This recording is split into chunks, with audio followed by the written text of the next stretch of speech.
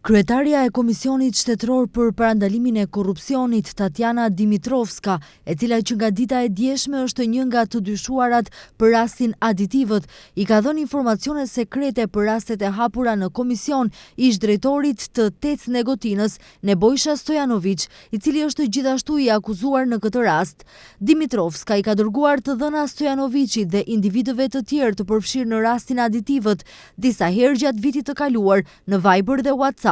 Informacionet e besueshme që Dimitrovska ja ka dërguar atij lidheshin kryesisht me procedurat e filluara dhe lëndët e hapura kundër disa personave juridik dhe individëve, tani të pandehur në rastin Aditivët, si dhe vendimet e marra në lidhje me to. Dimitrovska dyshohet gjithashtu se ka dhënë informacione nga të dhënat e mbledhura nga institucioni gjatë një inspektimi të pronës së Stojanovićit dhe familjes së tij.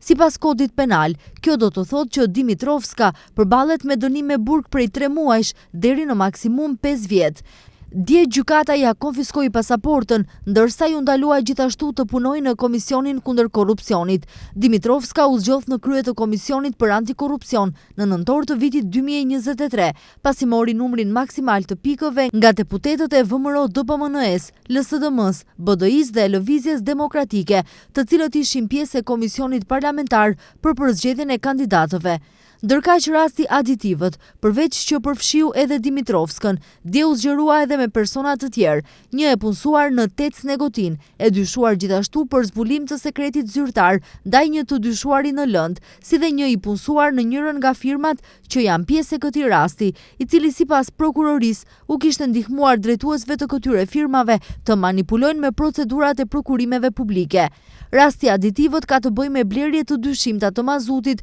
për EMV-n dhe TEC Negotin, të cilat sipas prokurorisë shkaktuan dëme prej 6 milion euro e gjysmë. Në këtë rast, dyshohen mbi 30 persona dhe disa persona juridik, përfshirë ish drejtorin e EMV-s, Vasko Kovacevski, i cili është në Arrati, si dhe pasardhësin e tij, Vasko Stefanov.